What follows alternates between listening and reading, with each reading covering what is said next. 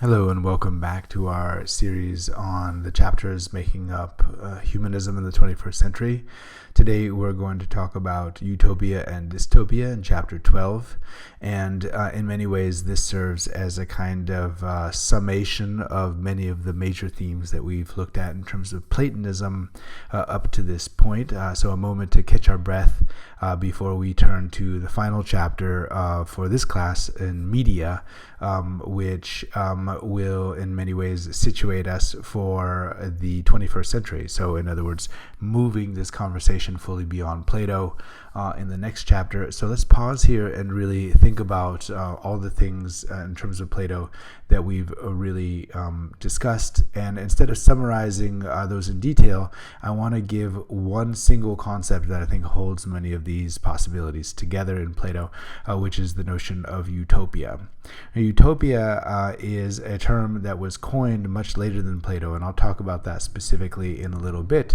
But the idea of perfection or perfectibility, you probably have noticed, is really deeply ingrained in Platonic thought. From the very beginning of our discussion of eidos, what we saw is that idea and ideal are really the same thing for Plato. And so the utopian notion of ideal life or perfectible human conditions, that would be our society or perhaps our individual experience, those are profoundly Platonic, and they are built around structures of essence and norms that we've been investigating. So we saw that when we looked more specifically at Plato's Republic, in which he proposes the ideal society, one that would be governed by a philosopher king, right? One who is using reason just like the ideal man uses reason at the top of that pyramid here in this diagram, whereas all of the other attributes are considered lower and in some ways in a condition not of autonomy but automatism, like a robot kind of condition to the management of the reason. So the problem with this, I think, has become evident as we discuss Plato and also Plato's critics in the 20th century when we start to think about the way ideals are concepts that maybe have some sort of functionality for us, but when they're applied to the complexity of human beings, what we actually get is quite a messy kind of experience. So if we look at something like the beauty of the Nautilus, which follows the mathematical sequence known as the Fibonacci sequence, then we can say, here is an order to this universe. There's something that we can see and we can understand why it functions this way. But taking one emblem of perfection like that, if that is your emblem of perfection, and thinking that you can generalize from there to all of the complexity of human difference or something else equally complex, actually is quite a jump, isn't it, right? And the reasons for understanding that and thinking that way really stem from Plato, and they're a powerful drive even for us unto this day. But I think it's worth considering that for 2,500 years we've been trying to find this Platonic concept of essence and the notions of ideals that are attached to that, and yet we really haven't. Right, we really haven't. So I think we've looked in some ways perhaps enough. Starting in the 20th century, a number of people decide that as well. I want to take, at the end of the 20th century, one of my favorite graphic novels, Watchmen. If you've never read this, I really highly recommend it as a kind of a central summary of this problem that we're looking at here. And this is where Dr. Manhattan goes to Mars to be away from the complexity and messiness of humans, and he builds a giant clock there. But then after having done that, he kind of starts to consider what this project is that he's really working on, right? Whether or not he can rationalize society and control it completely. And he says, perhaps the world is not made, perhaps nothing is made, perhaps it simply is, has been, will always be there, right? Well, that's really the question, right? Are we dealing with eternal essences, or are we dealing with some sort of teleological structure or framework? And that really seems to be the tension along which utopian and dystopian claims really thrive, right? Can life be reduced to perfection? And if it could be on the dystopian side, is that something that we actually want? Or are we always in the midst of our ethological perspectives? As I've argued, it's very hard to step out of our interested perspective because our very life, our very notion of what it means to be who we are, is intimately tied into those interests. So it's not as though we ever have any universal moment from which we see all of the elephant, if you recall that fable. Think about that in terms of the Rorschach test, which again is a reference point in the graphic novel The Watchmen. But a Rorschach is famously an abstract ink blot, but what it shows us is what we interpret from it. Right? What it shows us is ourselves, and that self is not objective. It's a cultural manifestation of experience, and the way that we communicate that and express that, again, is cultural, and it's representational, which means it's not tied to any real essence. So where do we get this notion of utopia? It emerges actually in the late Renaissance, written originally as a novel, a short novel by someone named Thomas More, really wonderful, important figure. And he meant utopia actually as a joke, a kind of a pun from the Greek ou, which means no or non, and topos, which means place. So he wrote a story about a no place. But what's interesting about this is utopia also sounds very much like eutopia, which would be the good place, from the eu, meaning good, and topos, meaning place. So what he's really suggesting is that our ideals, our ideal places, the places where everybody is perfect and has figured everything out, that's actually no place at all. It doesn't exist. And there was a certain degree of what we now call irony in that description, right? It was an observation that at once undercut its own claims. And I think that if we start to understand that relationship that Thomas More is trying to draw out, that our ideals are actually not real, that they don't exist in the complexity of our experience, they might sound platonically plausible, but in fact, right, that's not how things work out. And it's not a coincidence that Thomas More was writing just during the time of the discovery of the so-called New World. And it wasn't a new world, right? It was a world that was inhabited by people and full of culture and complex social interactions. And many of those were destroyed specifically by disease. So when Columbus and then some of the other European explorers landed, they introduced diseases for which the Native American populations had no resistance whatsoever.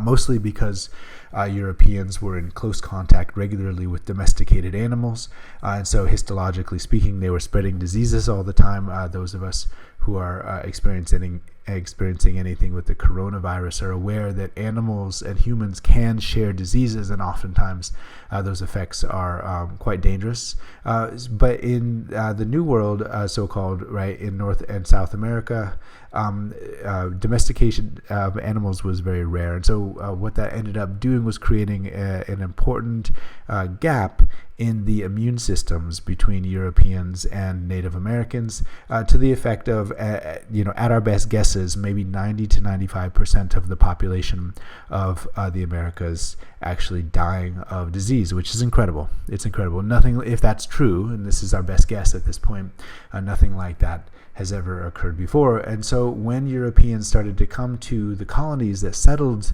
the so-called New World, what they experienced was a space that seemed open and also pristine. So beautiful, verdant, available, farmland and cropland there for the taking, and apparently nobody there, right? So it seemed open and empty in precisely that utopian kind of concept of a new beginning.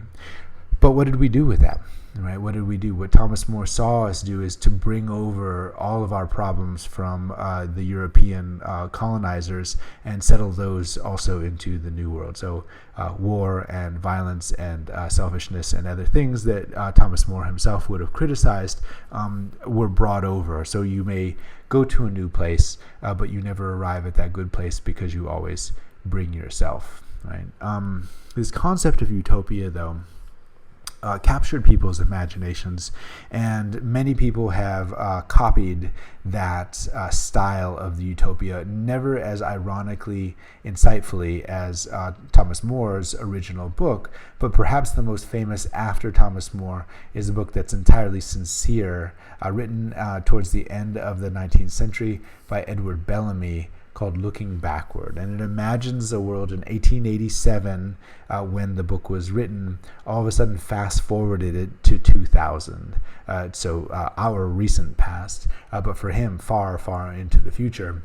And what Edward Bellamy does is he takes the genre of utopia and strips it of all of its irony and instead replaces it with technological optimism, right? The idea that we can solve all of our problems ultimately by building a modern mass industrial culture, which of course was actually the hope as well as the concern of many in the late 19th century, right? So we've looked at that in terms of sociology and Karl Marx and the arguments about what can happen in terms of utopia, and the image that really I think has succeeded for us the most is Edward Bellamy's, not Thomas More's ironic interpretation of the problem of perfection, but rather our hope that in fact we can achieve, at least to some degree, that Platonic promise of the ideal, although ironically by the embrace of technology, which itself would be antithetical or against many of the tenets of Platonic philosophy,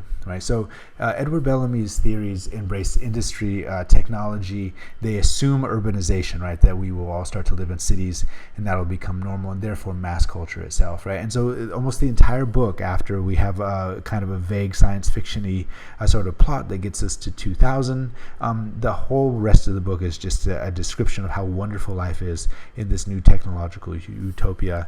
And we haven't lost that even to this day, have we, right? We still fantasize about an ideal utopia and a place where technology will, at least to some level, solve all of our problems. So in the 19th century, Edward Bellamy's major technological device would have been the clockwork machine of some sort, right? So not our concept of computing, which doesn't exist until the mid-20th century, but rather something mechanical instead. So that changes, right? We get a shift from the concept of clockwork, which is the dominant metaphor all the way up until the early 20th century, to one that we're working with now, which is network, right? So from clockworks to networks, we actually have a shift in some of the values and concepts around the notion of technology and how it works. But the real question I think we should be asking is, what are the underlying assumptions? Are they still Platonic? Are we still looking for an ideal in the abstract in which we can perfect humanity in some way? Or are we starting to grapple with this Heraclitean insight about difference, change, and history, right?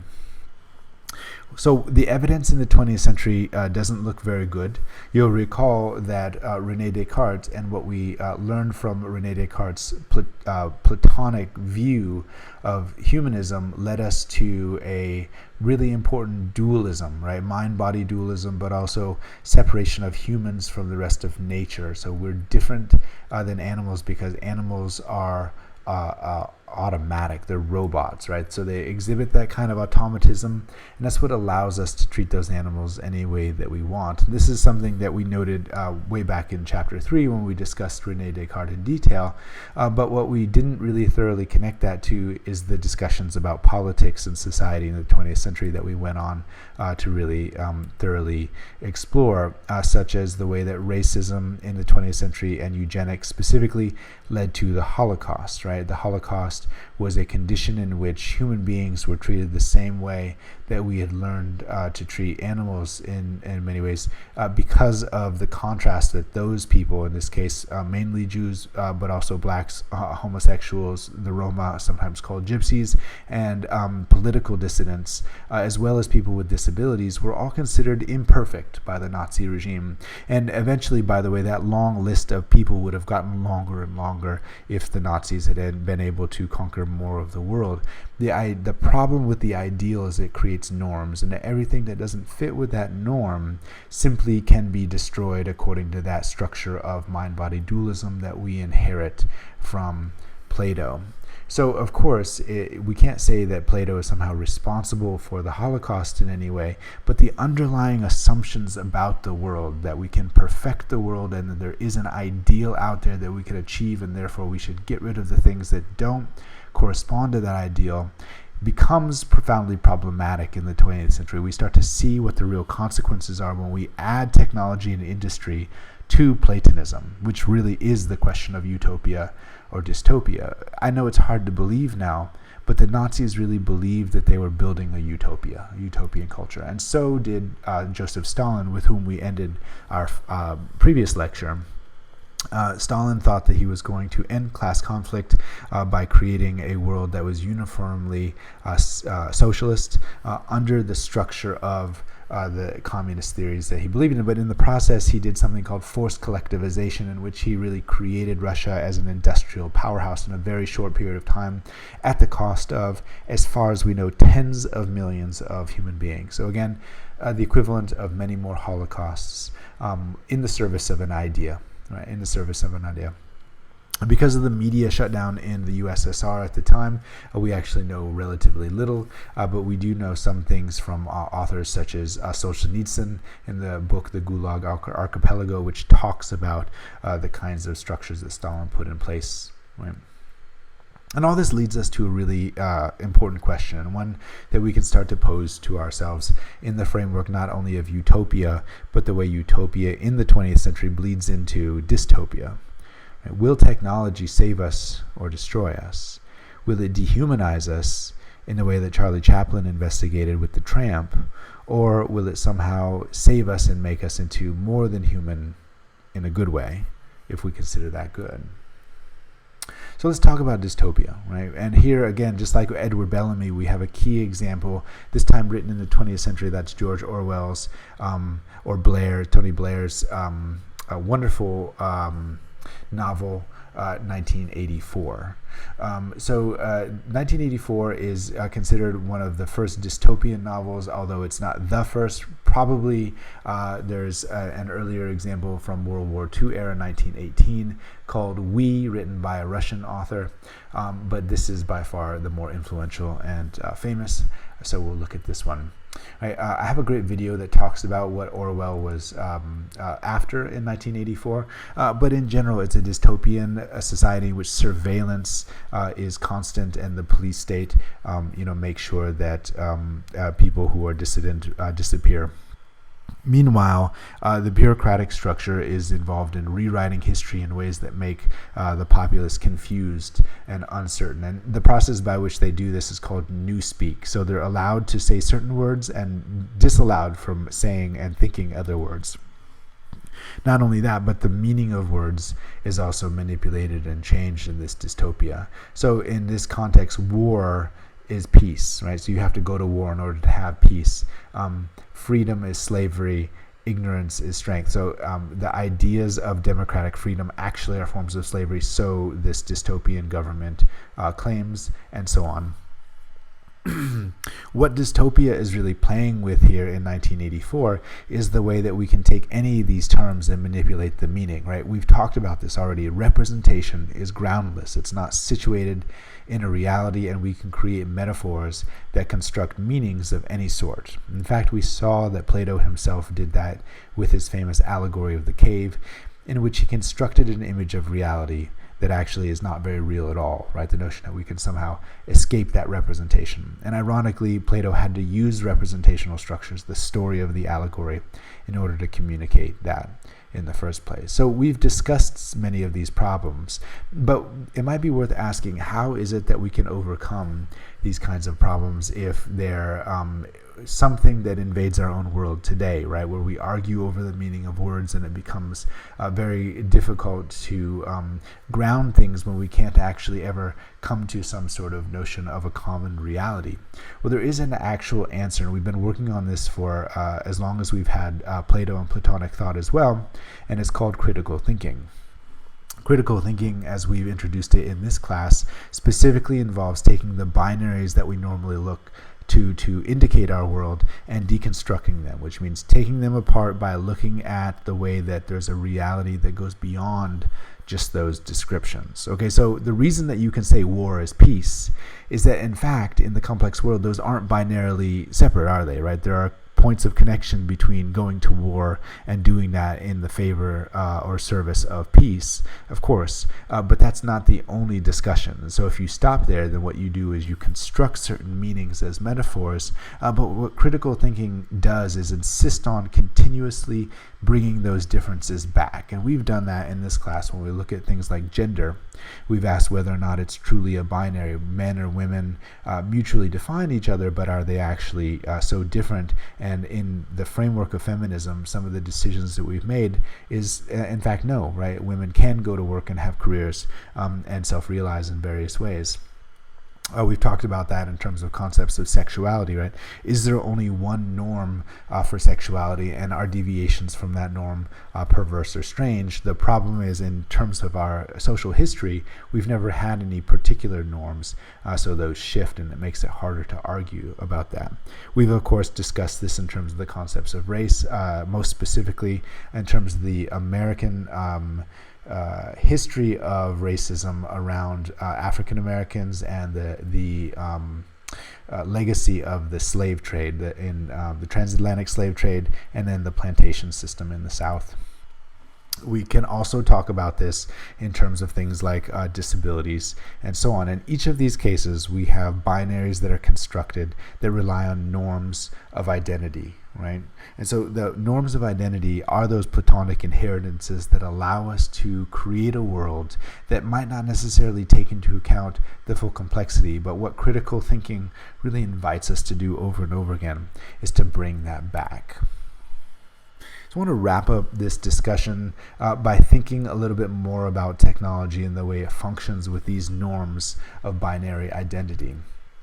You might not know this, but the term robot that we use today actually comes from a play, a work of fiction by Karl Čapek, written in 1920, so very early. And robota, actually, the root word for robot, means forced labor or slave, right? The idea there being that machines become our slaves, but then as we make our machines smarter and more capable, they themselves become sentient. This is actually an image from the one of the early plays. You can see there, right, that the stylistics of the 1920s have changed a little bit in our concept of what a robot is now. But at the heart of this discussion is the notion that robots change us, right? So when we create these machines, those machines dialectically turn around and change us. We have a relationship now to them. That's again what Charlie Chaplin was getting at with the assembly line. Now our relationship to machines is one in which they influence us as well as we influence, shape, create them. And that complexity, I think, really gets to the heart of the issue, right? Which is that we can change and are able to be changed because we ourselves are and always have been a collection of technologies. And maybe one of the things that really indicates what it means to be human is a facility, an easy ability to take on new technologies and really change our skin in a chameleon-like fashion that's extraordinary. We've been doing it almost since the beginning, right? And as we've added these new technologies, they've each in their turn become natural or normal to us in ways that establish, once again, those binaries. But what technologies always remind us of is the fact that we do have a history and we are embedded in this complexity of difference, whether we want to be or not. So let's end with these questions, right? And here, this is one of the great things that we can do in this class. We can catch up to our current life with these questions and also what we're going to investigate in the next chapter. We can start to ask things that feel more and more relevant to how we live and what it means to be human today, right? So are technologies always used as they were intended? Are we currently misusing technologies or using technologies in ways that are surprising to us? And if so, why? What does that tell us about technology, right? Are our current technologies different from past technologies? If they truly are substantially different, if a computer is really different than a clock, which in turn is very different than a writing, in what ways are they different and why does that matter, right? And how are we changing the concept of technology as we shift those formats, right? Is technology changing what it means to be human, right? And those last two questions are tightly intertwined. The more you consider them, I think you'll find that as well. We change the technologies that we think of as technology because we change what it means to be human for ourselves.